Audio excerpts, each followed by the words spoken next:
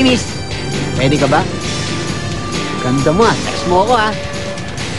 Maya, kita tayo, ah. Hi. Pwede ka ba? Nakakita na ba kayo ng ganyang eksena? O baka naman, isa kayo sa mga tulad niya? Abi mga best men, dahan-dahan lang. Dahil baka hindi nyo alam, isa na kayo sa mga kinaiinisan ng mga girls. Hi. Yan, ha? Ate. Di ba? Tagwa. Ganda mo, ate, ah. Text mo ako, ah. Pwede.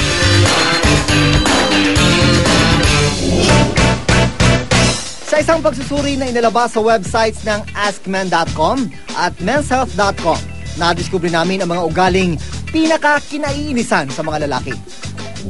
Una na rito ang mga lalaking ubod ng yabang. Isa po pala, try mo ibang tipo. Hi, girls. Mukhang nahihirapan kayo dyan, ah. Alam na alam ko yung mga sagot dyan, miss, eh. Talaga? Mas mabuti pa. Ibigay niyo sa akin number niyo. Ite-text ko na lang sa inyo. May mga lalaki kasi, lalo na kapag ang kanyang partner na babae ay medyo may level na pinag-aralan din or meron siyang tinatawag na level of sophistication, yung lalaki, syempre, ayaw magpapaiwan. So, minsan, sa labas ng opisina, sa labas ng isang relasyon, kinakailangan si lalaki magpakita ng ganong klaseng gilas. Pangalawa, ang mama's boy. Baby, magay ng sine. Sige na. Ngayon na? Gusto mo ngayon eh. Maaga pa naman eh. Kasi yan dali, papaalam muna ako ah.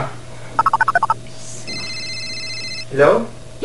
Ayan, ma, Oh, hello. papaalam sana ako. Alis kami, manonood ng sine lang. Hindi pwede. Saglit lang yun. Sige na. Ay naku anak, hindi porkit mama's boy ka eh. Lahat ng gusto mo masusunod. Pinag-iingatan lang kita, mahal na mahal kita. Ay kita ni madapuan ang labo. Huwag ka na magalit. Bye-bye. Love you. Ayaw eh. Ayaw niya eh. Yung mga mama's boy syndrome, umuugat na naman yon sa tinatawag nating detachment issues or independence issues ng isang lalaki, lalo na kapag buong buhay niya, nanay na niyang kasama niya at wala siyang father figure. At dahil sa ganung klaseng paradigm, kung minsan, nakadikit masyado yung lalaki doon sa nanay niya. Sunod naman ay ang mga Mr. Pogi. Mr. Feeling Pogi.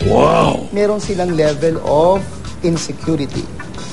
Normally, ang lalaking masyadong mahilig sa tinatawag natin ganung level ng pagpapalabas ng sarili niya is insecure. Kasi alam niya sa sarili niya, meron siyang kakulangan.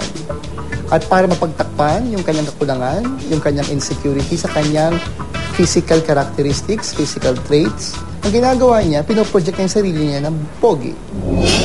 Nakapasok din sa kanilang listahan ang mga lalaking makalat kung kumain. Sarap yan. Social grace sa makabagong panahon ngayon means respect. Kaya ka dissenting kumain, hindi dahil sarili mo.